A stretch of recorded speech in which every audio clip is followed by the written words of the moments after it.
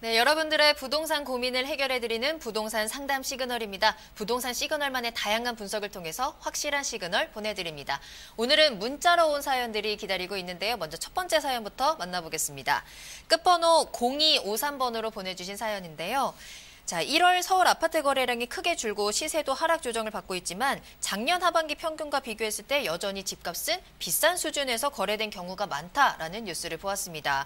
집값이 대체 올라간다는 것인지 아니면 내려간다는 것인지 헷갈리는데요. 대표님께서 속 시원히 알려주세요 라고 궁금증을 남겨주셨습니다. 저도 이 뉴스를 본 적이 있거든요. 자, 그렇다면 대표님께서는 올해 부동산 시장 어떻게 전망하고 계신지 물어보도록 하겠습니다. 네, 대표님. 그러겠습니다. 지금 뭐 사실은 굉장히 헷갈리는 시장이다. 자, 이렇게 뭐 헷갈릴 수밖에 없는 게 뭐 어떤 분들은 뭐 안개 속이다, 뭐 정말 부동산 시장은 뭐 누구도 모른다. 이제 이런 것들이 계속 쏟아지고 있는 것들이 사실은 부동산이라는 게 그냥 시장 자체로만 만약에 움직인다라고 하면 뭐 많은 어떤 그 예측들이 뭐 많은 빅데이터 분석이라든지 이런 것들을 통해서 뭐 가능하겠지만 지금 부동산 시장을 움직이는 것들은 실질적으로 시장 내부에 있는 수요와 공급이라는 어떤 단순한 패턴에 따라서 움직이는 것들이 아니라 사실상 정부의 대책이라는 엄청난 지금 팩터가 지금 부동산 시장 안에 들어와 있기 때문에 어떤 이런 지금 뭐 예측을 할 수 없는, 왜냐하면 지금 정부가 가지고 있는 것들은 지금 뭐 당장 예측할 수 있는 것들도 있지만 또 하나는 뭐 추가 대책에 뭐 대한 이야기도 지금 또 나오고 있고, 좀 이것이 또 뭐 공시가격 같은 경우에도 보유세나 이런 것들이 지금 또 정확하게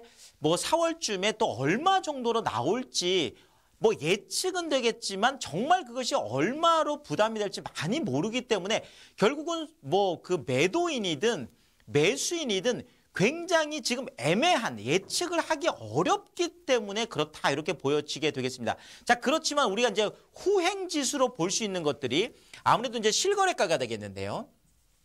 뭐 이것은 실제로 이제 거래가 일어났던 건수들이니까 그렇습니다. 저도 뭐 사실 지금 시청자님이 질문하신 그 기사를 이제 본 적이 있어서 아, 지금 또 이쪽은 또 이렇게 움직이고 있구나라는 뭐 생각을 한 적이 있는데, 실제 그 제가 지금 기억하는 거로는 거의 한 190개 단지를 그 1월 달에 이제 그 실거래가를 조사를 해봤더니 평균 값으로 했을 때 작년 하반기하고 올 들어서 비교를 해보니까 실질적으로 약 한 113개 단지 정도는 오히려 올랐다라는 거죠.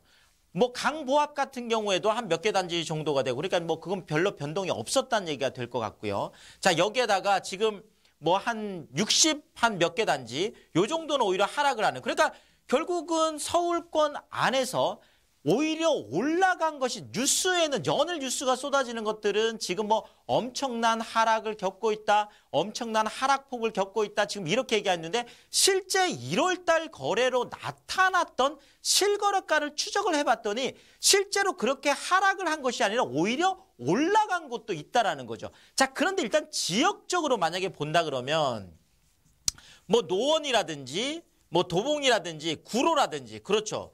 지금까지 뭐 부동산 쪽에서 물론 노원 같은 경우에는 한동안은 투기 지역으로 뭐 그 이제 올라서 이렇게 했던 뭐 이런 것들도 있긴 있었지만 뭐 또 어느 정도 투기 지역으로 묶이면서 좀 조정을 또 많이 받은 것도 있거든요. 자, 그런데 결론적으로는 이런 거죠.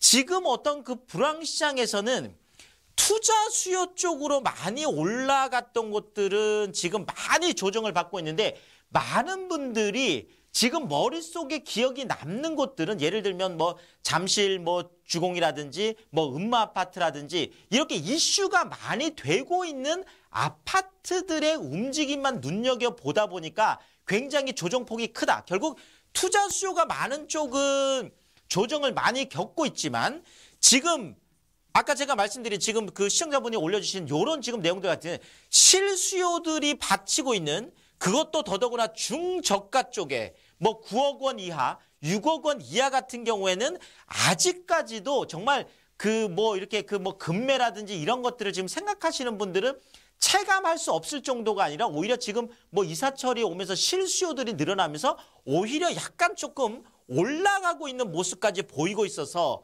결국 시장이라는 건 지금 투자 쪽으로 움직이는 시장은 조정폭이 좀 크겠지만 실수요 쪽으로 움직이는 시장 쪽은 아직도 강보합 또는 상승을 보이고 있기 때문에 이렇게 지금은 개별 시장으로 좀 나누어서 볼 필요가 있겠다. 이렇게 정리를 드리겠습니다.